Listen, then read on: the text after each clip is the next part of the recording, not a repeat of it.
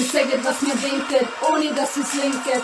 Weil heutzutage der selten Freunde was schenken. Denn es gibt nur eine Handvoll wahre Freunde.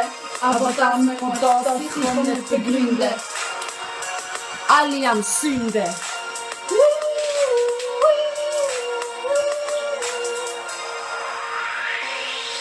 Obama, Stalin und der Berlusconi, alles nur Männer ohne Coglioni.